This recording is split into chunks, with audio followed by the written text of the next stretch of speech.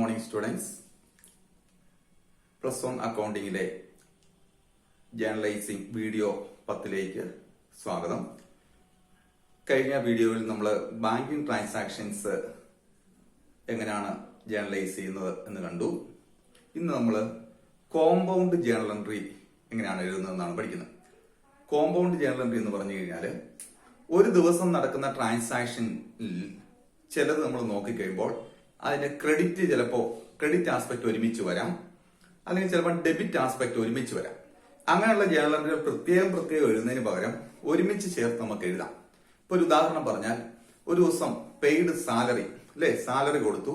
ഇപ്പം journal entry എന്ന് പറയുന്നത് salary account debtor to cash ആണ്. അന്ന് ചിലപ്പോൾ റെന്റ് കൊടുത്തുണ്ടാവും.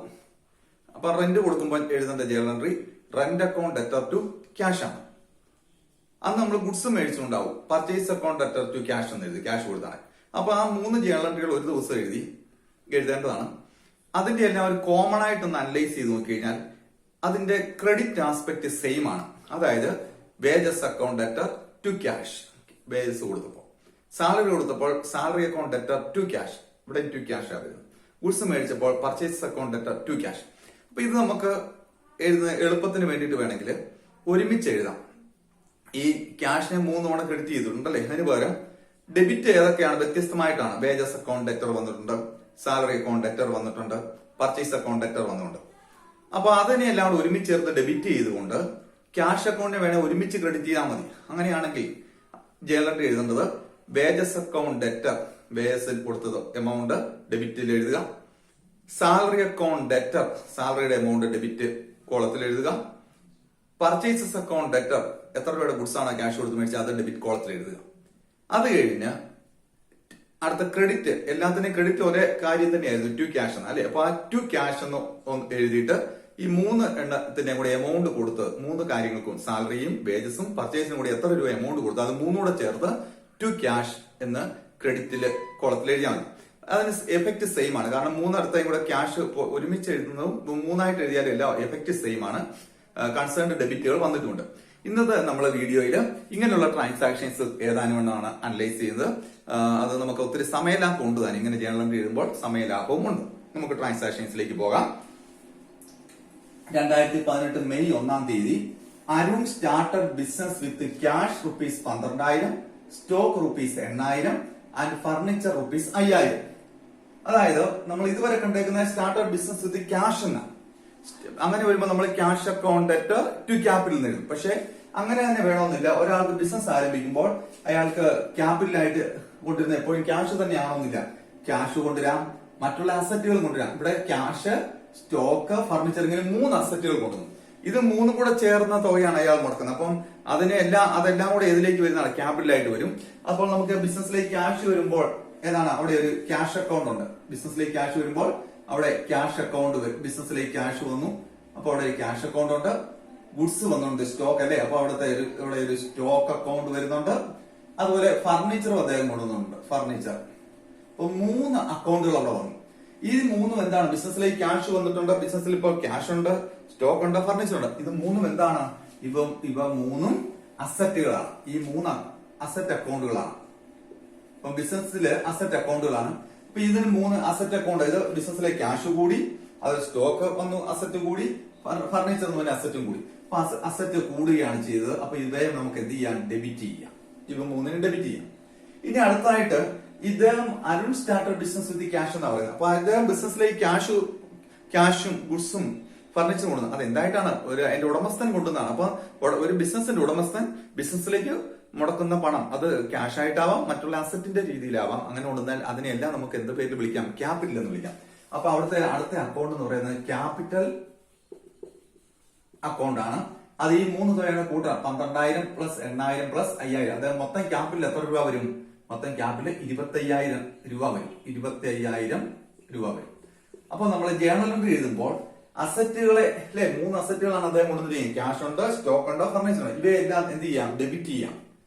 അത് കഴിഞ്ഞ് ഇതെല്ലാം കൂടെ ക്യാപിറ്റലിലേക്ക് ക്രെഡിറ്റ് ചെയ്താൽ മതി. അപ്പൊ ജേർണൽ എൻട്രി എഴുതുമ്പോൾ നോക്കുക, 2018 മെയ് 1 ജേർണൽ എൻട്രി. അപ്പൊ ഡെബിറ്റ് ചെയ്യേണ്ട അക്കൗണ്ട് എന്തൊക്കെയാണ്, cash account debtor, cash account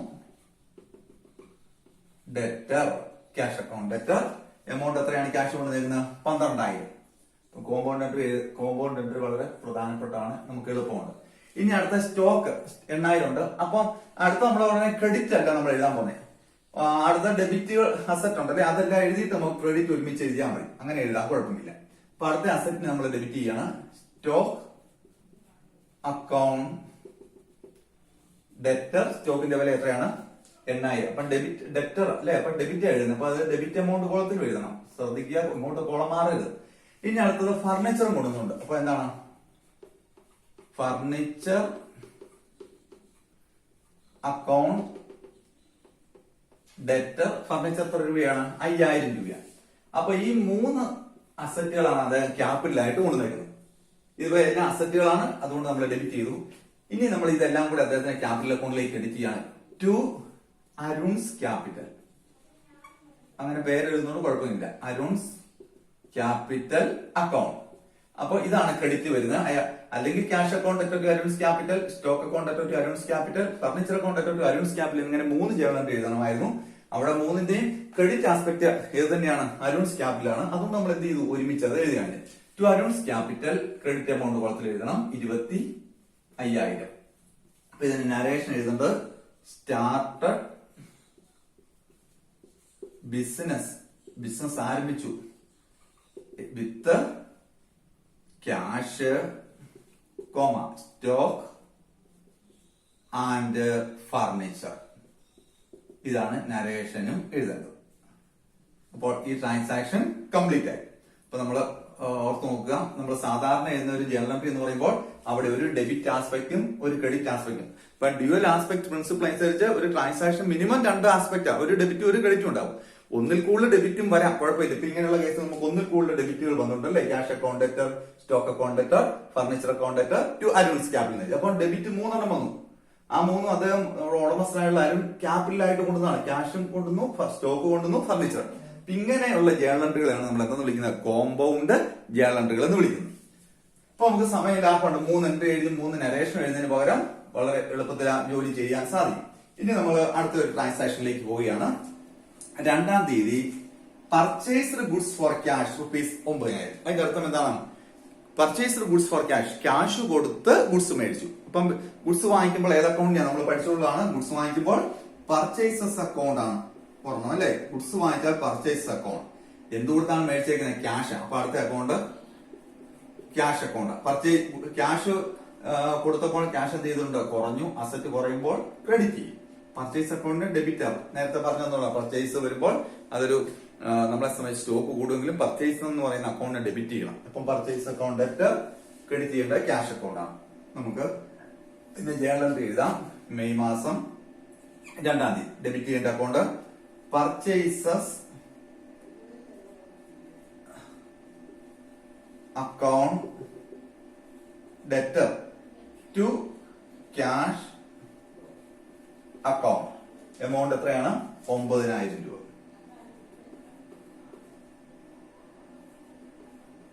narration എന്താണ്? Cash purchases.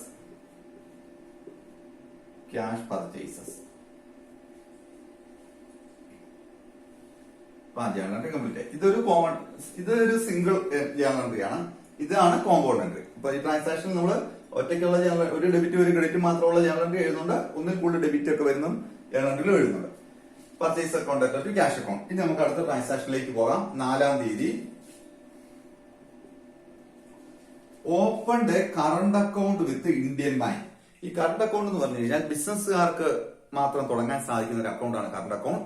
ആ കറണ്ട് അക്കൗണ്ടിന്റെ പ്രത്യേകത എന്താണെന്ന് വെച്ച് കഴിഞ്ഞാൽ അതിൽ ഡിപ്പോസിറ്റ് ഉള്ളതിനേക്കാൾ ചിലപ്പോൾ 1,00,000 രൂപയായിരിക്കും ഡിപ്പോസിറ്റ്. ബാങ്കിന്റെ മുൻകൂട്ടിയുള്ള ഒരു പെർമിഷനോട് കൂടി ഡിപ്പോസിറ്റിനേക്കാളും കൂടുതൽ പിൻവലിക്കാം. ചിലപ്പോൾ ബാങ്ക് അനുവദിച്ചിട്ടുണ്ടെങ്കിൽ ചിലപ്പോൾ 5,00,000 രൂപ വരെ നമുക്ക് ചിലപ്പോൾ പിൻവലിക്കാം. ബാങ്കിന്റെ നിബന്ധനകൾ അനുസരിച്ച് ചിലപ്പോൾ ഡിപ്പോസിറ്റിനേക്കാളും കൂടിയ തുക പിൻവലിക്കാനുള്ള ഓവർ ഡ്രാഫ്റ്റ് എന്നാണ് വിളിക്കുന്നത്. ഓവർ ഡ്രാഫ്റ്റ് അതിനുള്ള ഒരു ഫെസിലിറ്റി ഉള്ള ഒരു അക്കൗണ്ടാണ് കറണ്ട് അക്കൗണ്ട്. ഇപ്പൊ നമ്മുടെ ബിസിനസ്മാൻ എന്ത് ചെയ്തിട്ടുണ്ട്? Open current account with Indian bank. Indian ബാങ്കിൽ ഒരു കറണ്ട് അക്കൗണ്ട് ഓപ്പൺ ചെയ്തു. 5,000 രൂപ ബാങ്കിലേക്ക് പണം നിക്ഷേപിച്ചുകൊണ്ട്. അപ്പൊ ബാങ്കിലേക്ക് പണം നിക്ഷേപിക്കുമ്പോൾ നമ്മൾ പഠിച്ചേക്കുന്ന ജേണൽ എൻട്രി എന്ന് പറയുന്നത് നമ്മുടെ ക്യാഷ് കുറയും അല്ലെ, ക്യാഷ് കുറയാണ്. അവിടെ ഒരു അക്കൗണ്ട് ക്യാഷ് അക്കൗണ്ട് ആണ്, നമ്മുടെ ക്യാഷ് കുറയും. പക്ഷെ ബാങ്ക് ബാലൻസ്, ബാങ്ക് എന്ന് പറഞ്ഞ പുതിയ അക്കൗണ്ട് വരും. ഇവിടെ നമുക്ക് വേണമെങ്കിൽ ഇത് മൊത്തം ഇങ്ങനെ എഴുതാം, ഇന്ത്യൻ ബാങ്ക് എന്ന് വേണമെങ്കിൽ എഴുതാം, കുഴപ്പമില്ല. കാരണം ഒരു ബിസിനസ്സിന് ഒന്നിലധികം ബാങ്കുകളിൽ അക്കൗണ്ട് ഉണ്ടാവാം. ഇപ്പൊ നമുക്ക് ഇത് ഇന്ത്യൻ ബാങ്കിലെ അക്കൗണ്ടിനെ അറിയാൻ വേണ്ടി, ഇന്ത്യൻ ബാങ്കിലേക്ക് പണം നിക്ഷേപിക്കുമ്പോൾ അറിയാൻ വേണ്ടി ഇന്ത്യൻ ബാങ്ക് അക്കൗണ്ട് എന്ന് എഴുതാം. SBIയിലേക്കാണെങ്കിൽ SBI അക്കൗണ്ട് എന്ന് എഴുതാം. ഫെഡറൽ ബാങ്ക് ആണ് ഫെഡറൽ ബാങ്ക്, അങ്ങനെ എഴുതുന്നതാണ് നല്ലത്. കാരണം ഒരു ബിസിനസ്സിന് ഒരു ബാങ്കിൽ തന്നെ ആവണമെന്നില്ല അക്കൗണ്ട്, ഒന്നിൽ കൂടുതൽ ബാങ്കിൽ അക്കൗണ്ട് ഉണ്ടാവും. അപ്പൊ വെറുതെ ബാങ്ക് അക്കൗണ്ട് എന്ന് മാത്രം എഴുതി കഴിഞ്ഞാൽ ഏത് ബാങ്കിലാണെന്ന് നമുക്ക് തിരിച്ചറിയാൻ ബുദ്ധിമുട്ട് നേരിടും. അപ്പൊ നമുക്ക് ഇവിടെ രണ്ട് അക്കൗണ്ടുകൾ ഏതൊക്കെയാണ്? ക്യാഷ് അക്കൗണ്ടും ഉണ്ട്, ഇന്ത്യൻ ബാങ്ക് അക്കൗണ്ടും ഉണ്ട്. അപ്പം ബാങ്കിലേക്ക് പണം നിക്ഷേപിച്ചപ്പോൾ ക്യാഷ് കുറഞ്ഞു, അസറ്റ് കുറഞ്ഞാൽ എന്ത് ചെയ്യണം? ക്രെഡിറ്റ് ചെയ്യണം. ബാങ്ക് ബാലൻസ് എന്ത് ചെയ്യും? കൂടുമ്പോൾ അതിനെ ഡെബിറ്റ് ചെയ്യണം. അപ്പൊ നമുക്ക് ജേണൽ എൻട്രി എഴുതുന്നത് ഇന്ത്യൻ ബാങ്ക് അക്കൗണ്ട്. അപ്പൊ ഞാനിവിടെ ആ ബാങ്കിന്റെ പേരും കൂടെ എഴുതുകയാണ്. അത് എന്തുകൊണ്ടാണെന്ന് ചോദിച്ചു കഴിഞ്ഞാൽ ഒന്നിൽ കൂടുതൽ ബാങ്കുകളിൽ അക്കൗണ്ട് ഉണ്ടെങ്കിൽ തിരിച്ചറിയാൻ വേണ്ടിയിട്ടാണ്. Indian bank account debtor to, debtor amount എത്രയാണ്? 5000. To cash account 5000. To cash account 5000. അപ്പം അതിന്റെ നരേഷൻ എന്ന് പറയുന്നത് cash deposited in bank account, in bank, അല്ലെങ്കിൽ ഓപ്പൺ എ കറണ്ട് അക്കൗണ്ട് എന്നൊക്കെ എഴുതിയാലും മതി. ഇവിടെ നമ്മൾ എഴുതിയ ജേണൽ എൻട്രി ഏതാണ്? Indian bank account debtor to, ഇതിങ്ങനെ ചേർത്ത് വരയ്ക്കാം കേട്ടോ, ചേർത്ത് വേണം വരയ്ക്കാൻ. Indian bank account debtor to cash account, അല്ലെങ്കിൽ bank account debtor to cash സാധാരണ പറയും, ഇത് പേരിലൂടെ ചേർന്നുള്ളൂ. അപ്പൊ അവിടെ ബാങ്ക് ബാലൻസ് കൂടിയതുകൊണ്ട് അതിനെ ഡെബിറ്റ് ചെയ്യുന്നു, നമ്മുടെ ക്യാഷ് ബാലൻസ് കുറഞ്ഞുകൊണ്ട് ക്രെഡിറ്റ് ചെയ്യുന്നു. ഇനി അടുത്ത ട്രാൻസാക്ഷനിലേക്ക് പോകാം. Purchased goods on credit from Jose. ഇവിടെ ക്യാഷ് പർച്ചേസ് കണ്ടു, ഇത് ക്രെഡിറ്റ് പർച്ചേസ്. ഇപ്പം ഗുഡ്സ് ആണ് മേടിച്ചത് അല്ലെ. ഗുഡ്സ് വാങ്ങിക്കുമ്പോൾ ഇവിടെ വരുന്ന ഒരു അക്കൗണ്ട് ഏതാണ്? പർച്ചേസസ് അക്കൗണ്ട് ആണ് ഒരു അക്കൗണ്ട്. ഇനി അത് ക്രെഡിറ്റ് ആയിട്ടാണ് മേടിച്ചത്. ക്രെഡിറ്റ് എന്ന് പറഞ്ഞാൽ എന്താണ്? കടമായിട്ടാണ് മേടിച്ചിരിക്കുന്നത്. ഗുഡ്സ് കടമായിട്ട് മേടിച്ചു. അപ്പോൾ ആരിൽ നിന്ന് മേടിച്ചോ അയാൾക്ക് നമ്മൾ പണം കൊടുക്കാനുണ്ട്. അപ്പം പണം കൊടുക്കാനുള്ള അയാളുടെ, അത് നമ്മളെ സംബന്ധിച്ച് ലൈബിലിറ്റി ആണ്. അപ്പോൾ ആ ക്രെഡിറ്ററുടെ പേര് എഴുതണം. ആരാണ്? സപ്ലയറുടെ പേര് എഴുതണം, ജോസ്. അപ്പൊ അവിടുത്തെ ഒരു അക്കൗണ്ട് ജോസ് അക്കൗണ്ട്. ഇനി നമ്മൾ നോക്കണം, പർച്ചേസിന് നമ്മൾ എന്താ ചെയ്യുന്നത്? ഡെബിറ്റ് ചെയ്യേണ്ട അക്കൗണ്ട് ആണ്. ജോസ് എന്ന് പറഞ്ഞാൽ പുതിയ ലൈബിലിറ്റി ആണ്, സൺട്രി ക്രെഡിറ്റ് ആണ്, ലൈബിലിറ്റി ആണ്. നമ്മൾ ജോസിന്റെ അക്കൗണ്ട് എന്ത് ചെയ്യണം? ക്രെഡിറ്റ് ചെയ്യണം.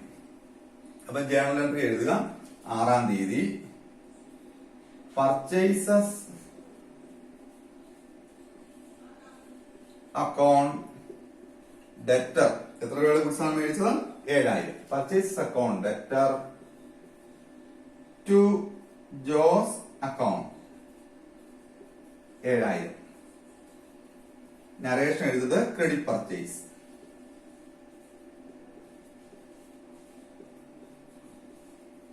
Credit purchase. ഇവിടെ എന്താ ചെയ്തേക്കുന്നത്? Purchases account debtor to Jose account. അപ്പൊ ഗുഡ്സ് പർച്ചേസ് ചെയ്യുമ്പോൾ പർച്ചേസ് അക്കൗണ്ട് ഡെബിറ്റ് ചെയ്യണം. ഇവിടെ ജോസ് എന്ന് പറഞ്ഞ ആളുടെ അക്കൗണ്ടിനെ ക്രെഡിറ്റ് ചെയ്തതിന്റെ കാര്യം, ഗുഡ്സ് കടമായിട്ടാണ് മേടിച്ചത്. അദ്ദേഹത്തിന് നമ്മൾ ജോസ് എന്ന് പറഞ്ഞ വ്യക്തിക്ക് നമ്മൾ പണം കൊടുക്കാനുണ്ട്. ഒരു ലൈബിലിറ്റി ആണ്, സൺട്രി ക്രെഡിറ്റർ ആണ്. അപ്പൊ ലൈബിലിറ്റി കൂടിയതുകൊണ്ടാണ് ആ ലൈബിലിറ്റി ജോസ് എന്ന് പറഞ്ഞ ആളിനെ നമ്മൾ ക്രെഡിറ്റ് ചെയ്തത്. ഇനി നമ്മൾ അടുത്തത് സോൾഡ് ഗുഡ്സ് ടു രാജു. 7-ാം തീയതിയിലെ ട്രാൻസാക്ഷൻ ആണ്. Sold goods to Raju. Sold goods to Raju എന്ന് പറഞ്ഞു കഴിഞ്ഞാൽ എന്താണ്? രാജുവിന് ഗുഡ്സ് വിറ്റു. അത് നമ്മൾ പ്രത്യേകം ശ്രദ്ധിക്കണം. ഇവിടെ ക്യാഷിന്റെ കാര്യം പറയുന്നില്ല, പക്ഷെ ഒരു വ്യക്തിയുടെ കാര്യം പറയുന്നുണ്ട്, പേര് പറയുന്നുണ്ട്. അപ്പോൾ ക്യാഷിന്റെ കാര്യം പറയുന്നത്, ഇത് ഗുഡ്സ് വിറ്റതാണ്, ക്യാഷ് സെയിൽ അല്ല. കാരണം cash sold goods to Raju for cash എന്ന് പറയുന്നില്ല. സോൾഡ് ഗുഡ്സ് ₹6000 എന്ന് മാത്രം രാജുവിന്റെ പേര് പറയുന്നില്ലായിരുന്നെങ്കിൽ അത് ക്യാഷ് സെയിലാണ്. പക്ഷെ ഒരു വ്യക്തിയുടെ പേര് പറയുന്നുണ്ട്, ക്യാഷിന്റെ കാര്യം പറയുന്നെങ്കിൽ അത് എന്ത് സെയിലാണ്? ഇതൊരു ക്രെഡിറ്റ് സെയിലാണ്. ഇത് ക്രെഡിറ്റ്. അപ്പൊ അത് നമ്മൾ കൃത്യം മനസ്സിലാക്കണം, ഇതൊരു ക്രെഡിറ്റ് സെയിലാണ്.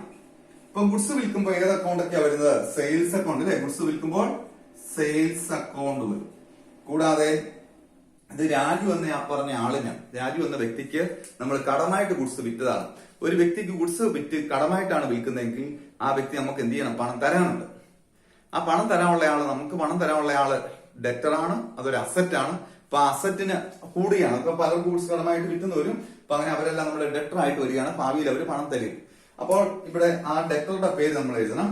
ആരാണ്? Raju's account.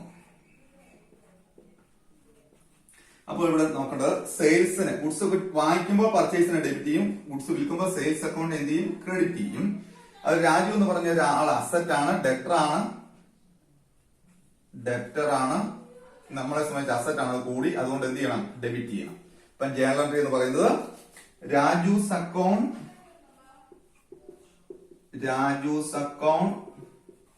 Debtor to sales account. Amount എത്രയാണ്? 6000.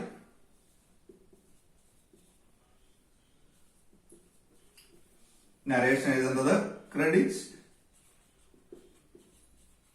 സെയിൽസ് എന്നാണ്. അപ്പൊ നമ്മൾ ശ്രദ്ധിക്കേണ്ട ഒരു കാര്യം, ഇതാണ് Raju's account debtor to sales. അപ്പം രാജു എന്ന് പറഞ്ഞാൽ കടമായിട്ടാണ് ഗുഡ്സ് വിറ്റിരിക്കുന്നത്. അയാൾ നമുക്ക് എന്ത് ചെയ്യാണ്ട്? പണം തരാനുണ്ടോ? നമുക്ക് പണം തരാനുണ്ടെങ്കിൽ അയാളുടെ അക്കൗണ്ട് നമ്മൾ എന്ത് ചെയ്യണം? അസറ്റ് ആണ്, അതുകൊണ്ട് ഡെബിറ്റ് ചെയ്യുന്നു. ഗുഡ്സ് വിൽക്കുമ്പോൾ സെയിൽസിനെ ക്രെഡിറ്റ് ചെയ്യും. അപ്പൊ നമ്മള് ഇവിടെ 5 ട്രാൻസാക്ഷൻസ് അല്ലെ, 1, 2, 3 5 ട്രാൻസാക്ഷൻസ് കണ്ടു. അതിൽ ഒരെണ്ണം മാത്രമാണ് കോമ്പൗണ്ട് എൻട്രി. കോമ്പൗണ്ട് എൻട്രി എന്ന് പറയുമ്പോൾ ഒന്നിൽ കൂടുതൽ ഡെബിറ്റ് അല്ലെങ്കിൽ ഒന്നിൽ കൂടുതൽ ക്രെഡിറ്റ് വരുന്ന എൻട്രികളെയാണ് നമ്മൾ കോമ്പൗണ്ട് എൻട്രി എന്ന് പറയുന്നത്. അപ്പൊ അവിടെ സെപ്പറേറ്റ് എൻട്രി എഴുതാതെ തന്നെ നമ്മൾ കാര്യങ്ങൾ എഴുതുകയാണ് ചെയ്യുന്നത്. അപ്പൊ ഒരു ദിവസം നടക്കുന്ന ട്രാൻസാക്ഷനിൽ ഒന്നെങ്കിൽ അതിന്റെ ഡെബിറ്റ്സ് എല്ലാം ഒരുമിച്ച് ഒരേപോലെ ഉള്ളതോ അല്ലെങ്കിൽ ക്രെഡിറ്റ് എല്ലാം ഒരുപോലെ വരുമെങ്കിൽ നമുക്ക് അവയെ ഒരുമിച്ച് എഴുതാം. അങ്ങനെ എഴുതുമ്പോഴാണ് ആ ജേണൽ എൻട്രികൾ നമ്മൾ കോമ്പൗണ്ട് എൻട്രി എന്ന് വിളിക്കുന്നത്. അപ്പൊ നിങ്ങൾക്ക് ഇത് വീഡിയോ മനസ്സിലായെന്ന് വിചാരിക്കുന്നു. ഓക്കെ.